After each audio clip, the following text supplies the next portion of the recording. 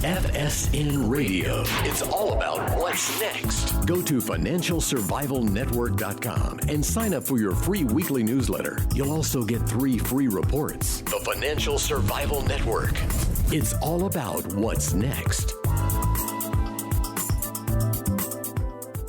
Welcome. You are listening to the Financial Survival Network. I'm Kerry Lutz. It's 7/16/19. Well, the time to get your last entries for the Bitcoin contest has passed. That was 2 days ago.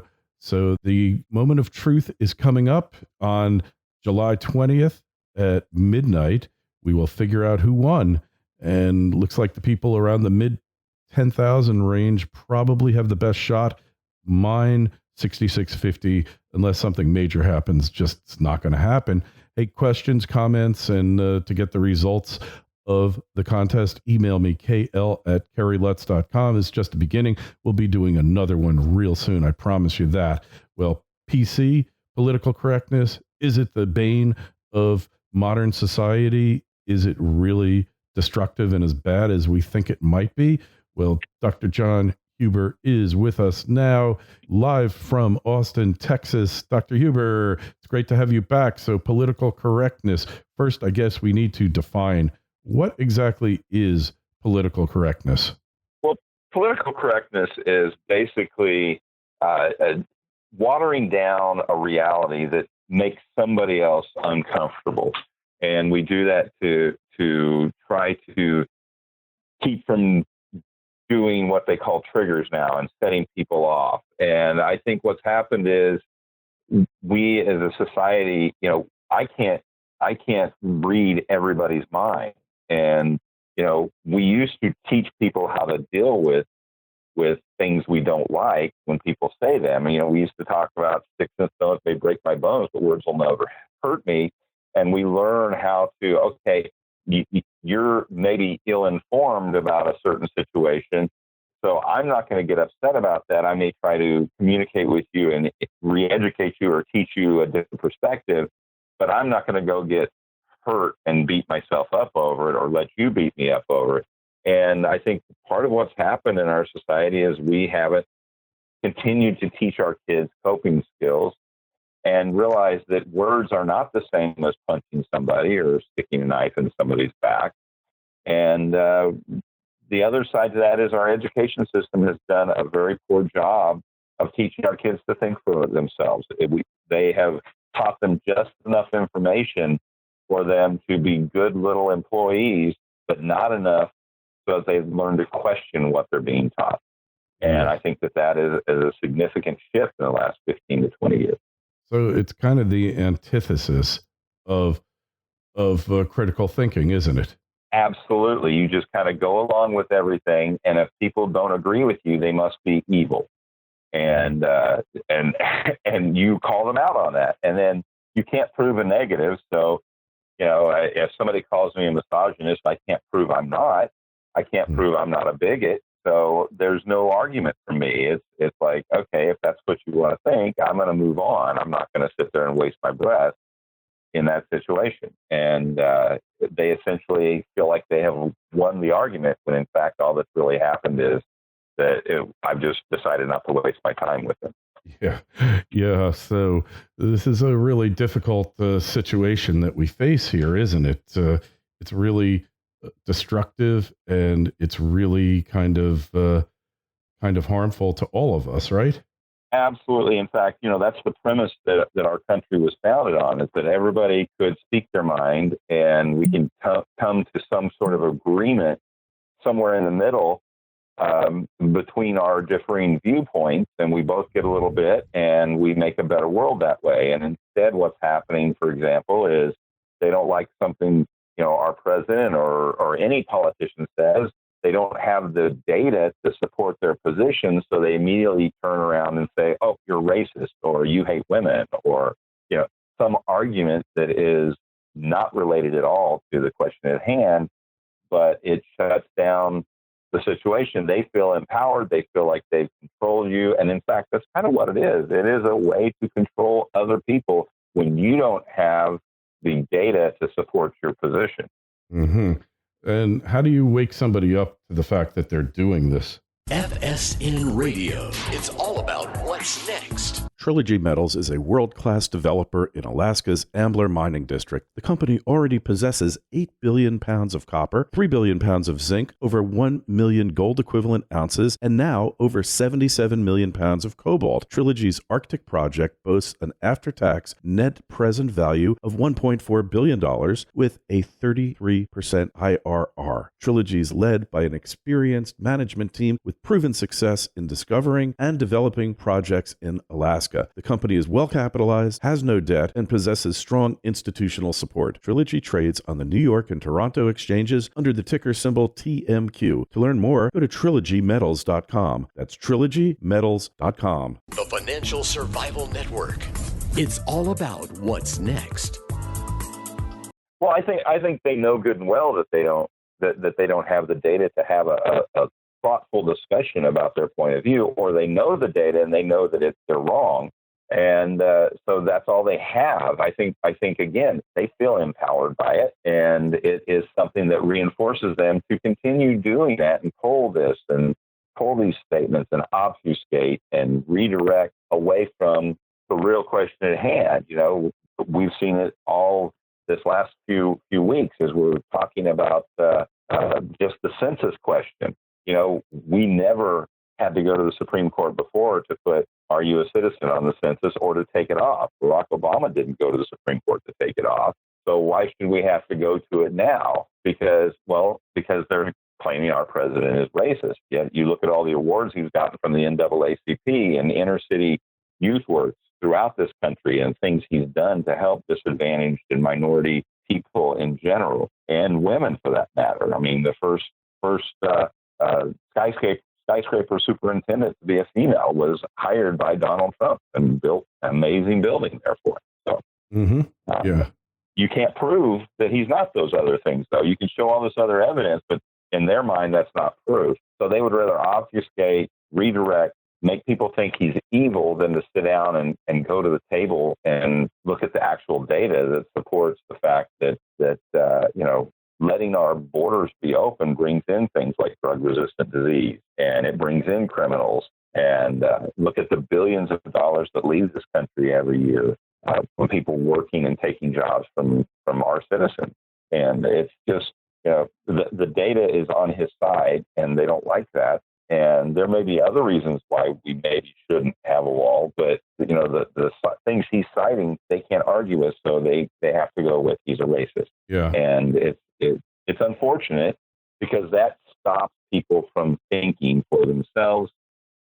We know what happens when you start getting emotional. Your fight or flight mechanism kicks in, and what that does to your brain is it actually redirects blood flow from your frontal lobe, where all your executive functions are, and redirects it to your limbic system, where all your emotions are, and actually makes your emotions much more intense and stronger, but it shuts down that critical thinking.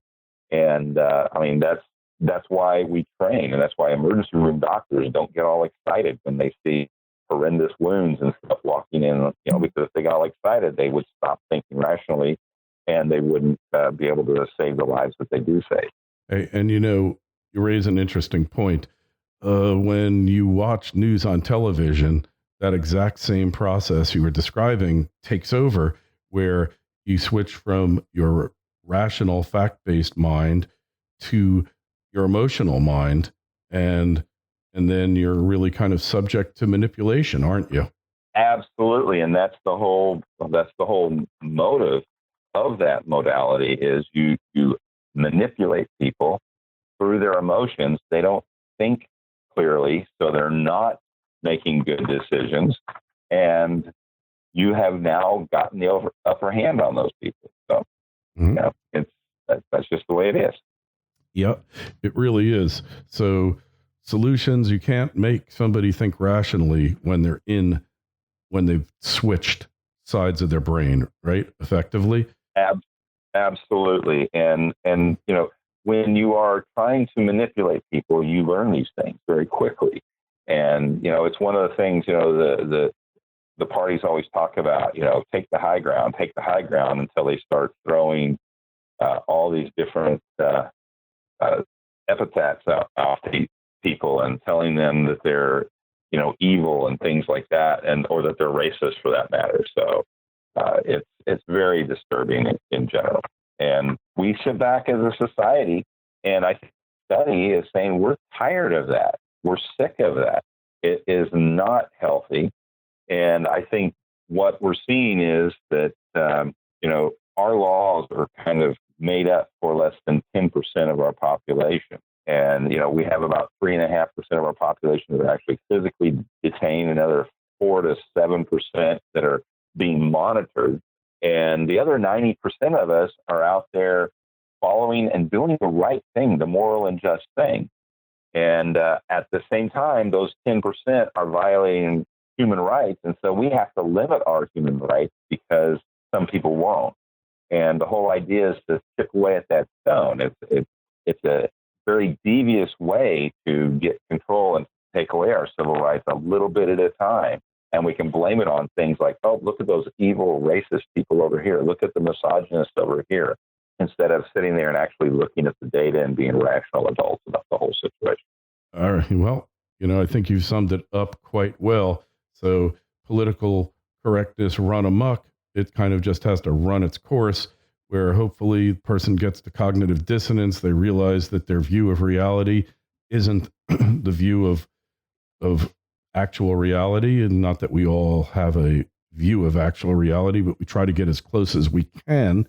And at that point, I guess they're either free to accept or reject what they've been doing, and then they have to make a change if they reject it.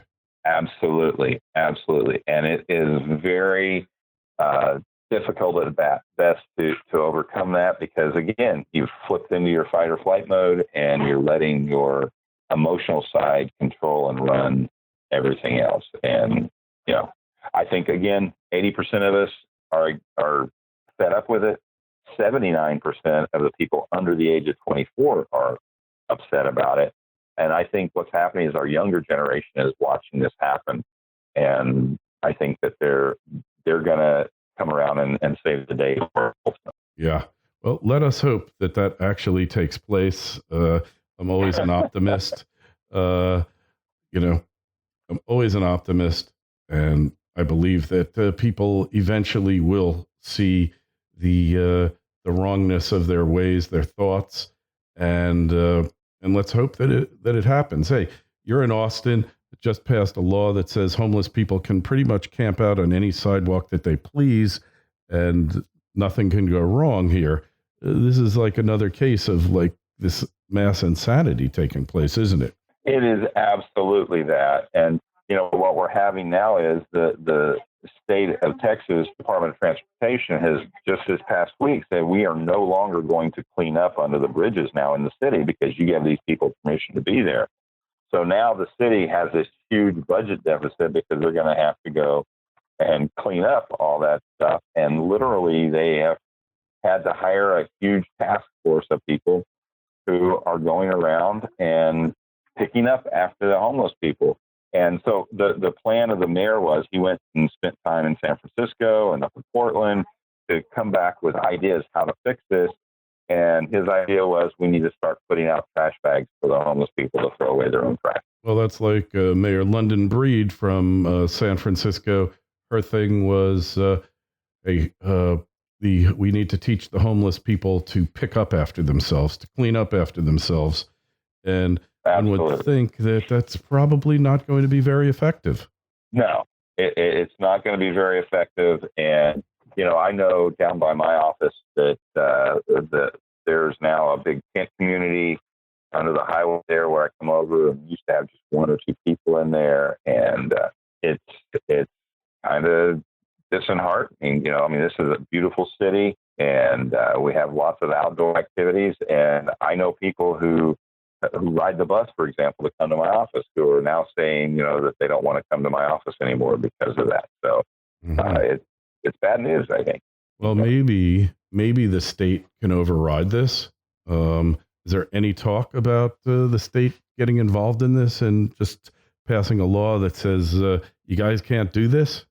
Not at this, but the fact is our capital is right here in Austin. So as this deteriorates, I think that may be something that will happen. It'll be right in the politicians' face when they're in session, which is every other year. So, I mean, they're finishing up here. So, this year. And so they'll come back in 2 years, and it'll probably be something that is right forefront in their attention span at that point. We'll see what happens. You have a part-time legislature, which is a good thing normally. In this case, I think in 6 months, you probably won't recognize your city. It's going to become San Francisco on the border, not on the border, but the southern San Francisco. The southern San Francisco. And we've been fighting, it's the island of blue and the sea of red. Yeah. And we talk about that all the time here in Texas. Yeah. And, we have a huge percentage of Californians and New Yorkers now who live in Austin. So, I mean, they're bringing their ideals with them, and they're taking it one step at a time. That's the reason why they loved us, is because of the conservative ideal sets that we have here. And then they come and they want to change it where they used to have it. Yeah. So, I don't know.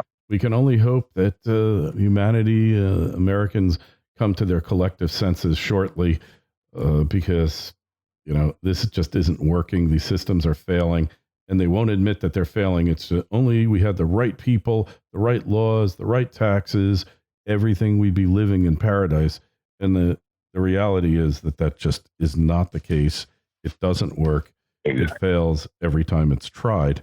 Well, anyways, hey, Dr. Huber, it's always great to have you on. If we want to read your work, find out more about you, where do we look for you? Well, we can come to us here in Austin, or you can look us up at drpsycho.org or mainstreammentalhealth.org. Okay, I love drpsycho.org. That's a great URL, and I'm sure it gets lots of traffic. Hey, we appreciate you coming on. As always, questions or comments for the good doctor, myself, kl@kerrylutz.com. That's the email address. The Twitter feed's @KerryLutz. The Facebook page is Financial Survival Network. Really appreciate you coming on, as always, doctor, and we'll talk to you again real soon. Thank you so much, Kerry. Have an amazing day. FSN Radio. It's all about what's next. Go to financialsurvivalnetwork.com and sign up for your free weekly newsletter. You'll also get 3 free reports. The Financial Survival Network. It's all about what's next.